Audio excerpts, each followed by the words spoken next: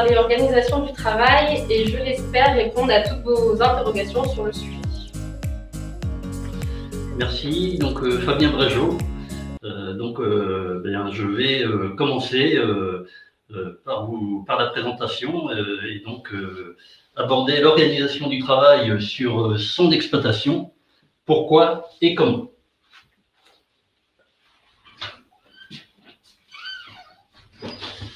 Alors tout d'abord, le contexte et le constat qu'on peut faire autour du travail dans les exploitations.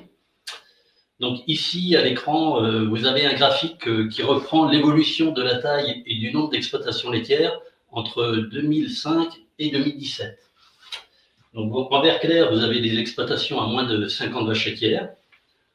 En bleu clair, vous avez les exploitations entre 50 et 100. Et en bleu foncé, les exploitations à plus de 100 vaches laitières. Ce qu'on constate, c'est qu'en 2005, les exploitations à moins de 50 vaches représentaient 74% des exploitations. Et 12 ans plus tard, on avait quasiment divisé par deux ces effectifs. En parallèle, les exploitations à grands effectifs à plus de 100 vaches n'étaient qu'à 2% des exploitations en 2005 pour arriver 12 ans plus tard à 15%, soit x7 sur cette période. Donc les constats qu'on fait, c'est que les exploitations, bien entendu, se sont agrandies. Donc, dans notre exemple, elles se sont agrandies de 17 vaches sur la période. En parallèle, les références laitières ont également nettement augmenté, passant de 215 000 à 382 000 litres de lait, quasiment x2. Mais en parallèle, la main-d'œuvre diminue. Et par exemple, le nombre d'unités de travailleurs agricoles a diminué de 22% entre les années 2000 et 2010.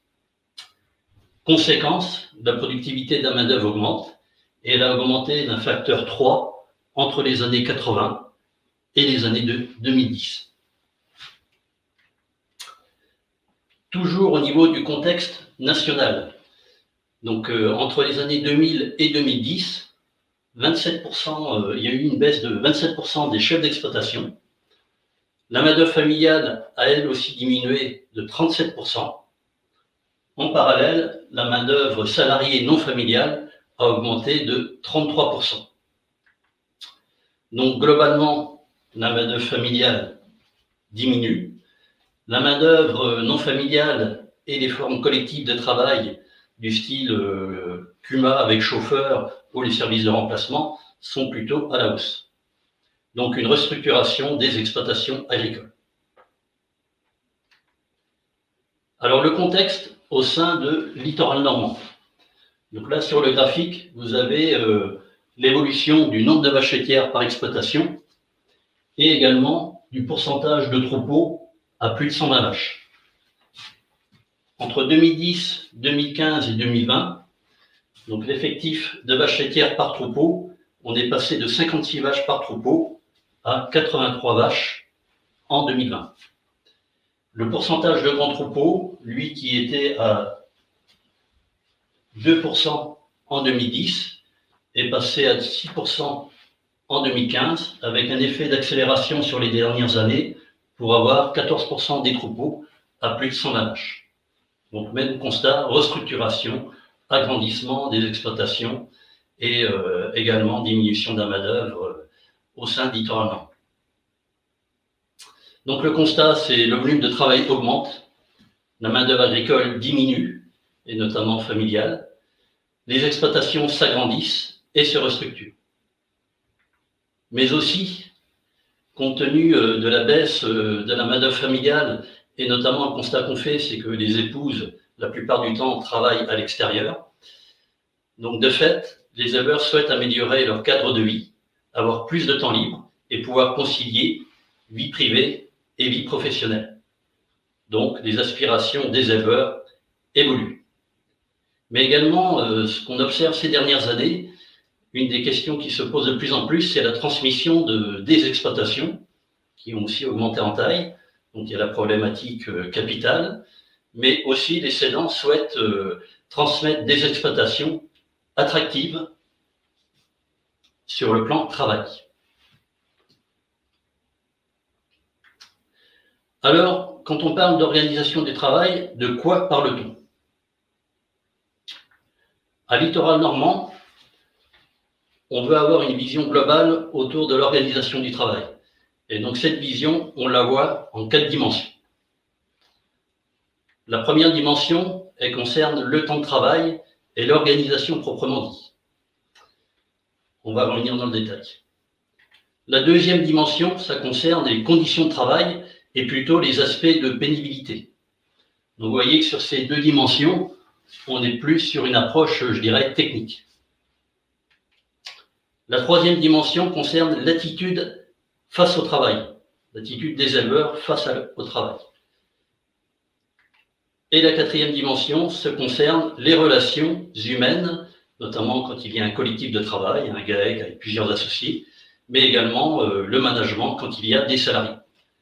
Donc sur ces 2 dimensions, on dira qu'on est plutôt sur une approche sociale, mais qui nous paraît essentielle si on veut avoir une vision globale de l'organisation du travail au sein des exploitations agricoles. Alors, la première dimension, quand on parle de travail, surtout en exploitation d'élevage, on parle beaucoup de travail d'astreinte.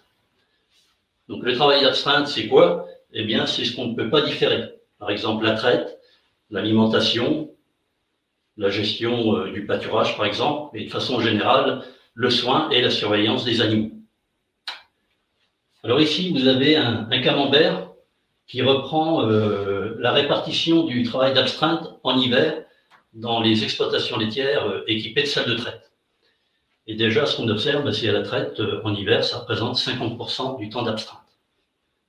Suit derrière les temps liés à l'alimentation, 23%, et tout ce qui est gestion du logement, c'est-à-dire paillage, entretien des logettes, raclage.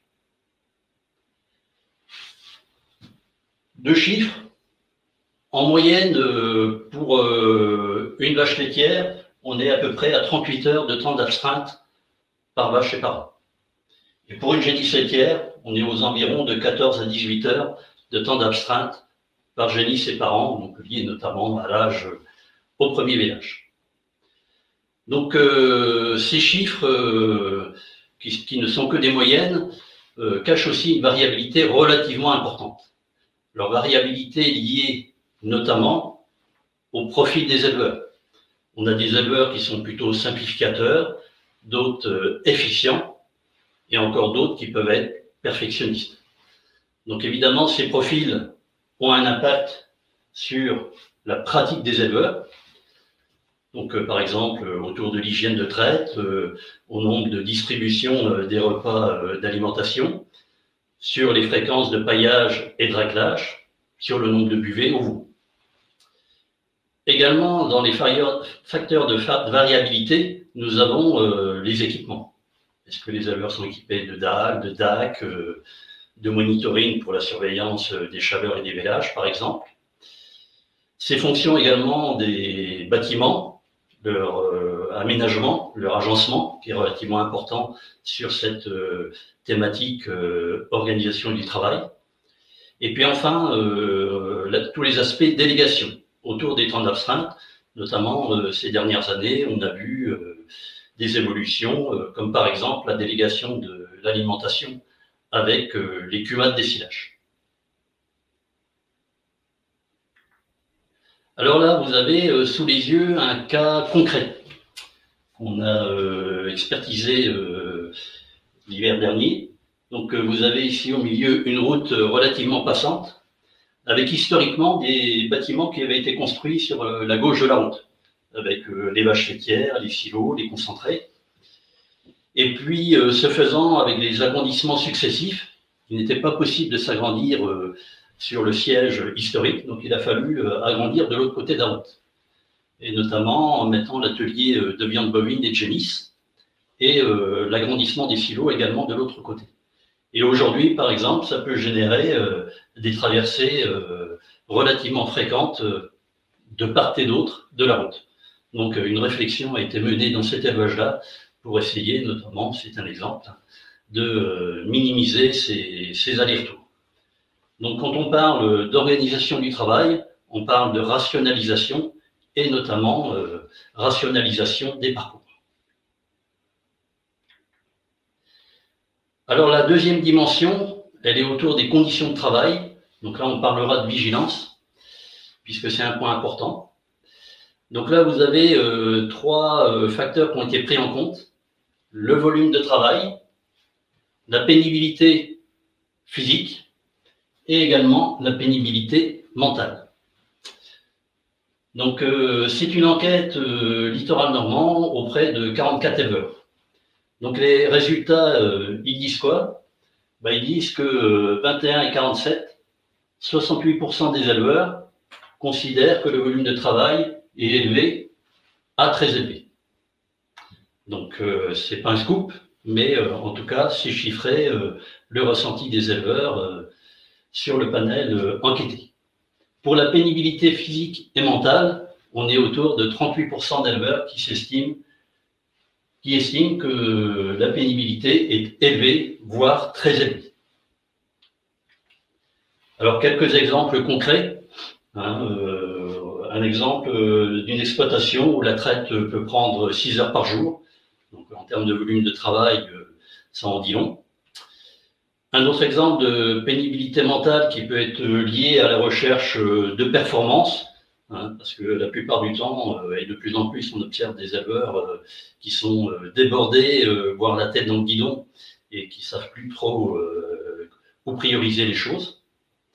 Pénibilité physique autour, par exemple, de la repousse de fourrage à la main, sur des tables d'alimentation qui sont de plus en plus longues, mais également de la pénibilité qui peut être mentale, voire physique, autour de la manipulation des animaux, comme par exemple manipuler des taurillons lorsque les équipements ne sont pas au rendez-vous.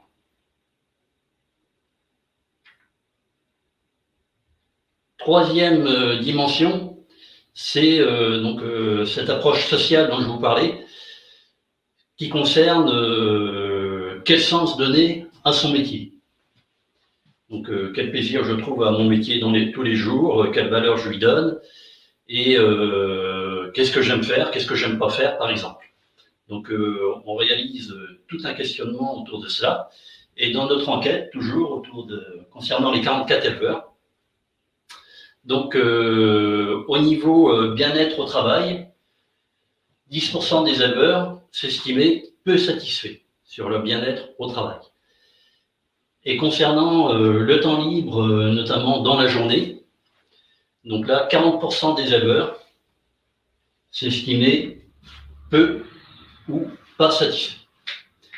Donc on a à peu près les mêmes pourcentages lorsqu'on les interroge sur les temps libres dans la semaine, et notamment le week-end, 40% aussi à peu près s'estiment peu ou pas satisfaits.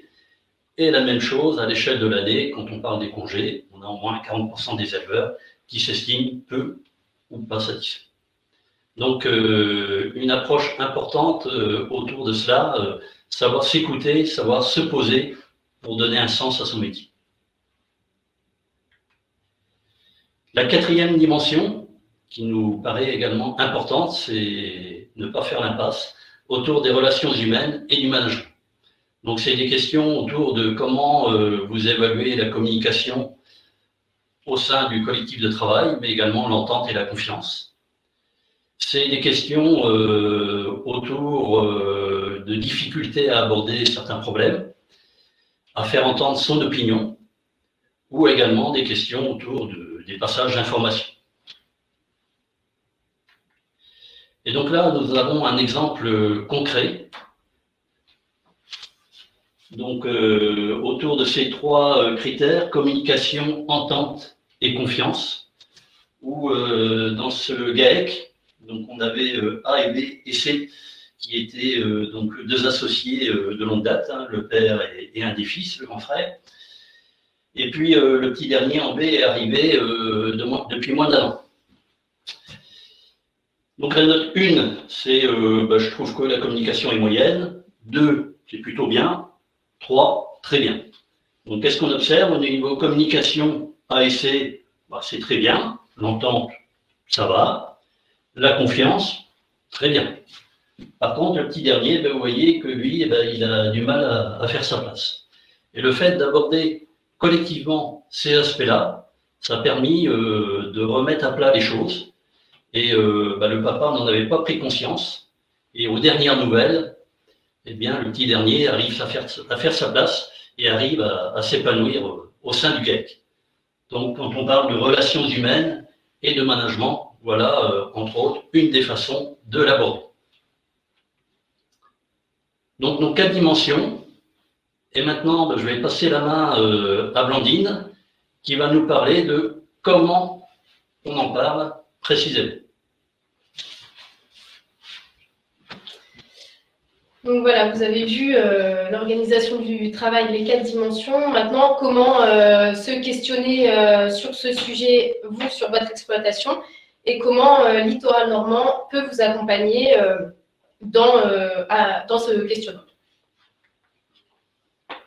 Donc pour cela, nous avons donc créé une prestation sur le sujet.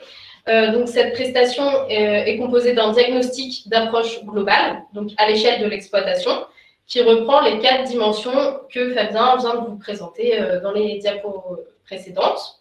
Et donc, ce questionnaire est composé ce diagnostic est composé de questionnaires individuels. Donc, tous les membres du collectif de travail vont être amenés à répondre à un questionnaire individuel pour bien prendre en compte le ressenti de chacun et pour que chacun se sente impliqué dans le questionnement sur son organisation dans son exploitation. La prestation utilise également des outils que je vais vous présenter par la suite. Et à la fin de la prestation, à la suite du diagnostic et des solutions, nous remettons aux éleveurs un compte-rendu, donc reprenant les différents points vus ensemble. Enfin, c'est une prestation qui se compose de 3 demi-journées suivies de 2 points de suivi du plan d'action. Donc voici le premier outil que nous utilisons pour réaliser le diagnostic. Donc c'est un outil innovant. Ce sont des balises GPS donc, qui font la taille environ d'un téléphone portable et qui vont être portées par les éleveurs pendant 2 à 3 semaines selon la taille du collectif de travail. Plus on a de membres dans le collectif de travail, plus on sera potentiellement amené à porter ces balises le plus longtemps s'il y a un roulement des tâches pour que chaque individu soit enregistré réalisant une tâche qu'il est amené à faire au cours de la semaine ou du mois. Et également pour prendre en compte tous les week-ends qui sont travaillés s'il y a des roulements le week-end. Donc ici, vous avez un exemple de trajet effectué par 2 éleveurs pendant une demi-journée avec voilà, donc les trajets vus a posteriori et on a pu, donc je vais vous expliquer tout à l'heure, savoir combien de temps était passé dans chaque bâtiment de l'exploitation. Donc ici, sur une demi-journée, on avait 3 heures passées dans la salle de traite, 2 heures dans le bâtiment des vaches, 1 heure dans le bâtiment des veaux et environ 40 minutes au silo. Et pour un temps total de travail sur la demi-journée pour les 2 éleveurs de 9h30, et 35 km parcourus à 2. Donc, les balises GPS permettent de voir les trajets, comme on a vu, a posteriori, mais également de rejouer certains circuits donc, qui peuvent être intéressants, notamment l'exemple que je vais vous montrer ici, c'est le cas d'un circuit d'alimentation. On va regarder donc l'éleveur réaliser son circuit d'alimentation des vaches laitières.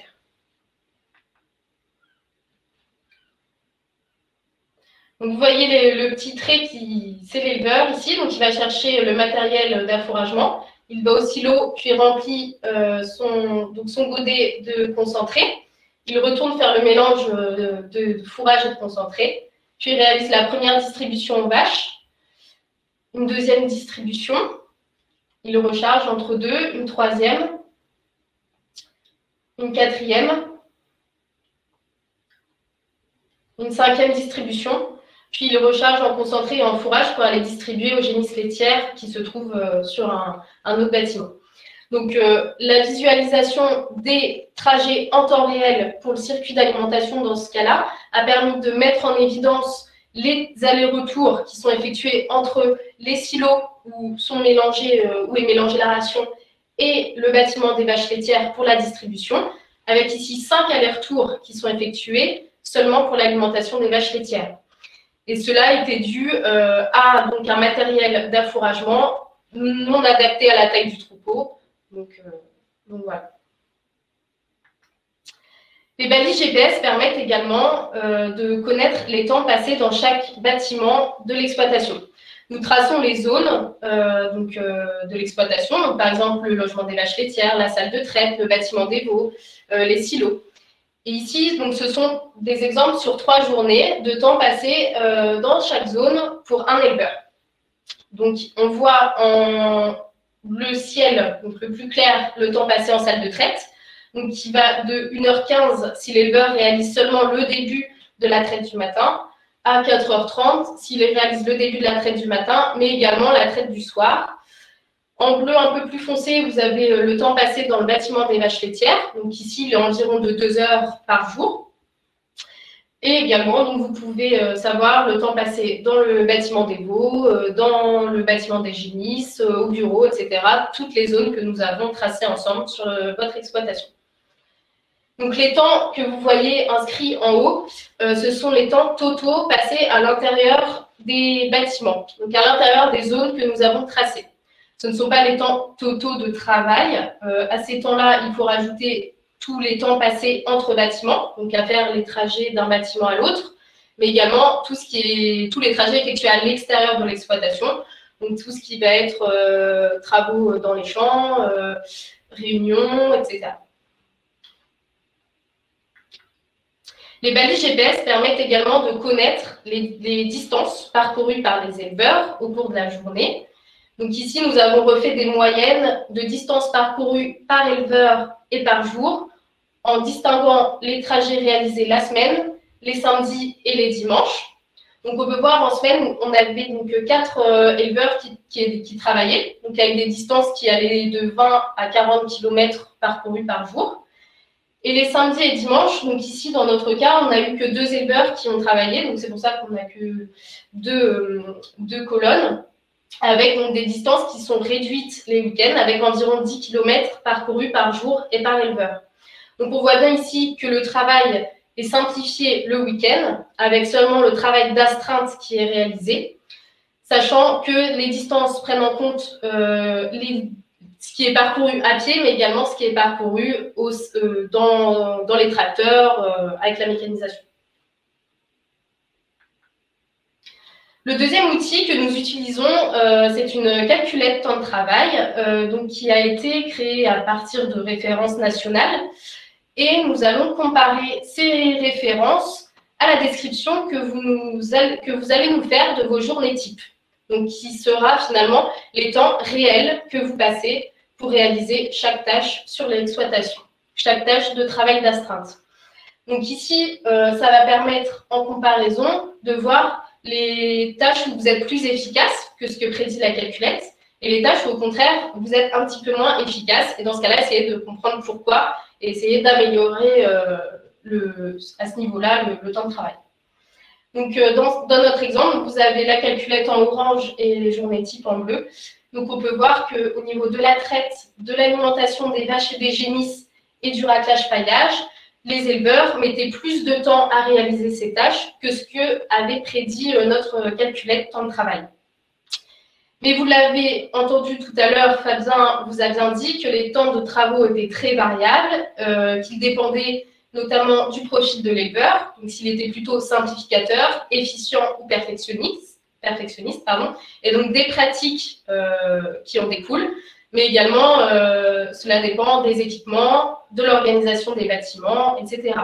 Donc c'est pour ça que dans notre calculette, nous prenons en compte le profil de l'éleveur et nous faisons également une correction sur les bâtiments et les équipements de l'exploitation. Donc vous allez maintenant entendre un témoignage, donc le témoignage de Bertrand Couturier, qui a réalisé la prestation organisation du travail sur son exploitation à l'automne dernier. J'étais en GAEC avec mon beau-frère depuis 1998. En début d'année 2020, il a pris sa retraite. De plus, l'activité laitière a augmenté sur la ferme. J'ai donc dû recruter de la main-d'œuvre salariale pour faire face au travail et essayer de maintenir une qualité de vie. L'idée de me questionner sur l'organisation du travail est multiple. Devant la complexité de recruter une main-d'œuvre motivée, j'ai cherché à comprendre où pouvaient se trouver les éléments problématiques sur la ferme. J'ai associé tout le collectif de travail dans cette réflexion. Je pense que de cette manière, tout le monde se sent concerné. Prendre conscience des faiblesses de son système permet d'appréhender les pistes d'amélioration possibles. Cependant, les points de vigilance mis en avant ne sont pas tous immédiatement solutionnables. J'invite les éleveurs à faire cette démarche, entraînant un moment d'échange où on est amené à se poser des questions. Les pistes d'amélioration dans l'organisation, dans le temps de travail, dans les conditions de travail contribuent, je pense, à de bonnes relations humaines. Merci Bertrand pour le témoignage. Donc là, nous avons fini la partie diagnostic. Donc une fois le diagnostic réalisé, donc nous avons vu que c'est un diagnostic d'approche globale, donc qui est complet. Si le diagnostic est bien réalisé, il permettra de mettre en évidence les points d'amélioration possibles sur l'exploitation et donc à proposer des solutions qui correspondront aux problématiques de l'élevage, mais également aux désirs des éleveurs. Donc, nous allons vous présenter quelques exemples de solutions qui sont bien sûr à adapter à chaque exploitation. Donc, on vous montre ici 3 exemples de désirs d'éleveurs. Donc, le premier, ce serait de réduire le temps de travail pour avoir plus de temps libre. Donc, nous allons classer les solutions en 4 grandes familles. Donc, c'est ce qu'on retrouve dans la littérature. Donc, c'est s'organiser, simplifier, déléguer ou s'équiper. Donc, pour la partie organisation, donc ça peut être revoir la répartition des tâches entre les différents membres du collectif de travail ou encore les roulements. Donc, comme on l'a vu tout à l'heure avec Fabien, certaines tâches peuvent être pénibles. Donc, c'est bien faire attention à ce que les tâches pénibles ne soient pas toutes effectuées par la même personne, ce qui peut être vraiment usant physiquement et mentalement. Et également revoir peut-être le roulement des semaines, des week-ends ou la répartition des tâches dans la journée pour essayer que ce soit plus cohérent. Ça peut être également regrouper tous les animaux, tous les fourrages, les concentrer soit sur un même site, soit plus proche au niveau de l'exploitation pour éviter tous les déplacements qui peuvent perdre du temps. Voilà, au niveau du circuit d'alimentation, par exemple, du paillage, etc. Et enfin, bien penser à l'organisation des bâtiments et des silos, et notamment bien réfléchir à cet aspect travail avant projet, bien prendre en compte ce point-là. Pour la partie simplification, donc on vous a mis 2 exemples ici. Donc ça peut être distribuer la ration 1 fois par jour aux vaches laitières, ou encore tous les 2 jours aux génisses. Ça peut également être distribuer le lait aux veaux 1 fois par jour, au lieu de 2 habituellement. Pour la partie délégation, donc ça peut être déléguer certains travaux des champs. Donc c'est ce qu'on voit assez couramment dans des exploitations individuelles. Ça peut être également déléguer la traite du soir ou la traite du dimanche, par exemple. Mais également déléguer l'alimentation à une cumade d'essilage, s'il y en a une à proximité. Et pour la partie équipement, donc c'est premièrement avoir du matériel adapté à la taille de son troupeau, donc que ce soit au niveau de la salle de traite ou de l'équipement d'affouragement ou de paillage, par exemple. Et c'est également, ça peut être également s'équiper de monitoring pour tout ce qui est détection des mélages, des chaleurs, ou également s'équiper d'une caméra de surveillance des animaux, ou encore s'équiper de robots. Donc, robots de traite, d'alimentation, robots repousse-fourrage, etc. Un deuxième désir que nous avons exprimé, ce serait d'améliorer les conditions de travail. Donc ici, on vous a mis 3 exemples de solutions. Donc le premier, c'est un support pour big bag. Donc pour éviter la reprise des concentrés dans les big bags au seau, donc ce qui est pénible physiquement. Donc le geste, puis porter les seaux, etc. On sait que ça demande du temps et c'est assez pénible. Donc ici, voilà, un support big bag qui peut éviter ces mouvements fatigant.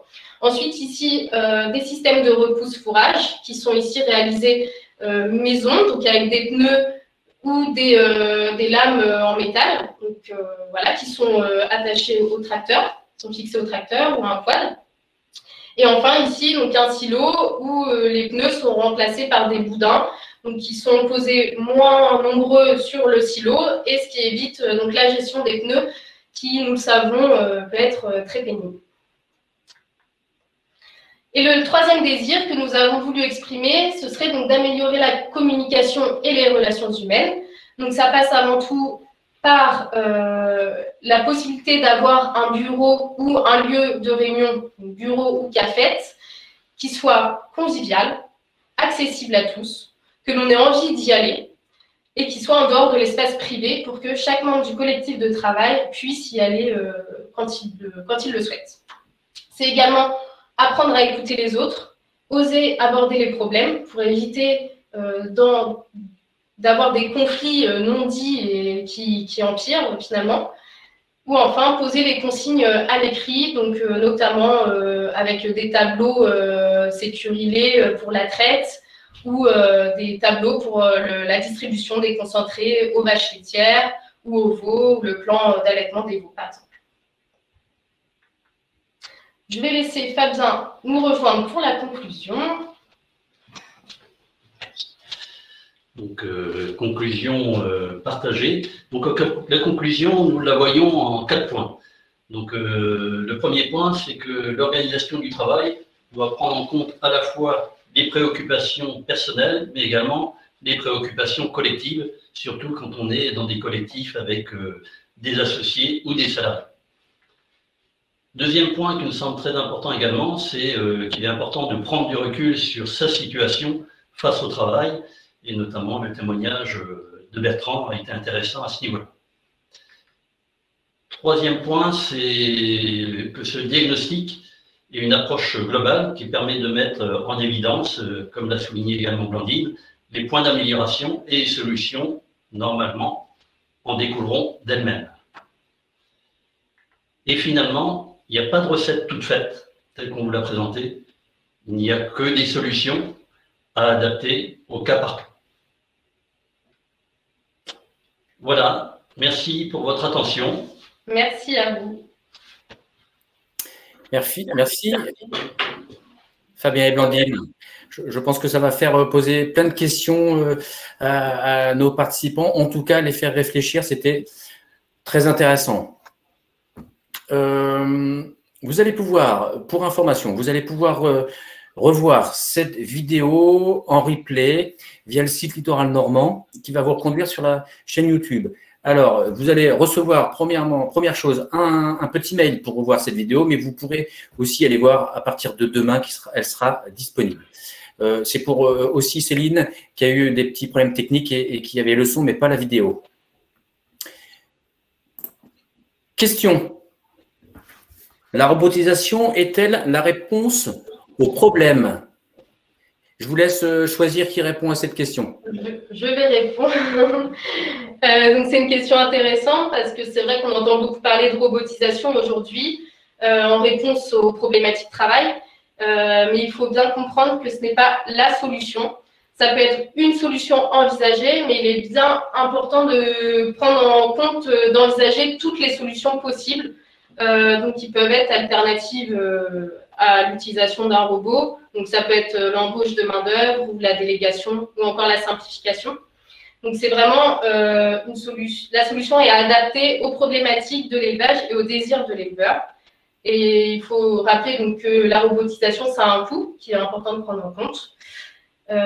Et c'est vrai que du coup, des tâches d'astreinte vont disparaître, mais de nouvelles tâches vont apparaître, notamment tout ce qui est gestion des alertes, maintenance, donc qui peut être assez pénible aussi mentalement. Donc voilà, il faut bien prendre en compte tous les aspects de la robotisation. Alors, n'hésitez pas, hein, avant de poser la deuxième question, n'hésitez pas, on a un petit temps d'échange, on a encore un petit peu de temps devant nous. Deuxième question. Face à votre intervention et votre constat, est-ce que je dois m'agrandir concrètement? Je vais répondre. Oui, donc c'est une question intéressante. Effectivement, le constat qu'on fait, c'est que l'agrandissement s'est accéléré ces dernières années. Pour autant, il faut déjà voir à quel niveau on part. Hein, c'est déjà le premier point qu'il faut étudier. Mais dans tous les cas, l'agrandissement, je dirais, c'est la restructuration des exploitations, c'est un fait. Hein, ça va continuer. Et par rapport à ça, il est d'autant plus important de se poser des questions sur les aspects main-d'œuvre et organisationnels. Très bien. Je crois qu'on a répondu aux questions. Je suis sûr que ça va amener plein de questions à l'issue de cette intervention. Je vous engage, ou n'hésitez pas à prendre contact avec le service client. Si vous avez des questions qui vous viennent à l'issue de ces conférences, je suis sûr et certain que Blandine et Fabien se feront un plaisir de répondre aux autres questions. Je vais inviter notre président à nous rejoindre parce que lui aussi, il a une petite question. Je pense qu'il va la poser en direct. Merci Thierry. Oui, tout à fait. Par rapport à merci pour cette présentation. Donc, vous nous avez expliqué comment vous travaillez en exploitation. Donc, un audit de ce type, il faut combien de temps, combien de semaines, combien de visites, le temps d'analyser tout ça? Donc, comme l'a précisé Blandine, c'est une prestation qui se réalise en 3 visites, proprement dit, autour de la prestation, plus 2 visites de suivi du plan d'action.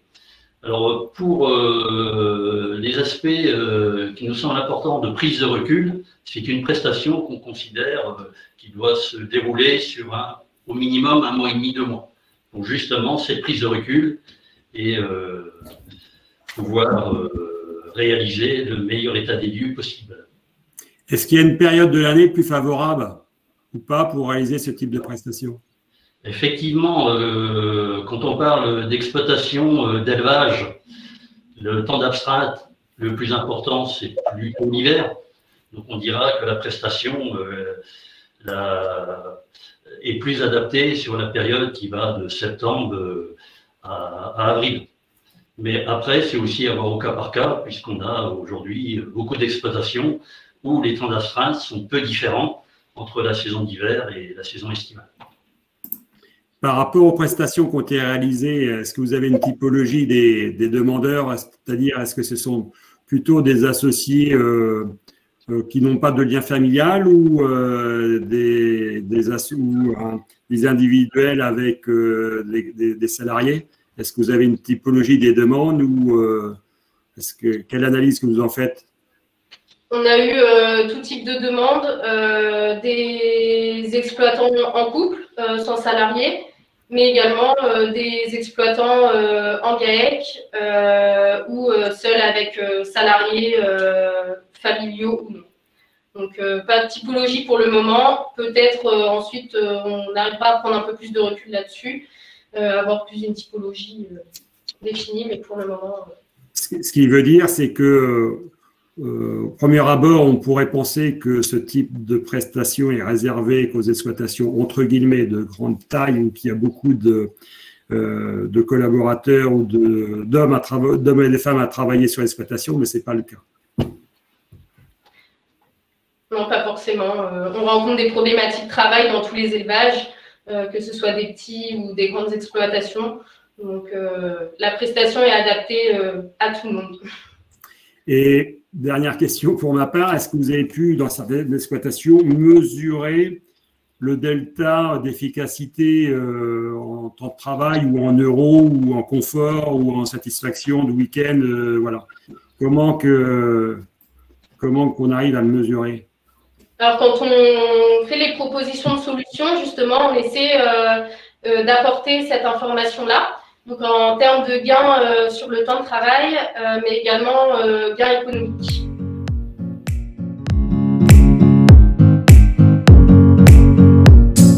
Merci d'avoir regardé cette vidéo. Si vous souhaitez en découvrir plus, abonnez-vous sur notre site ou lâchez un petit pouce bleu. À bientôt.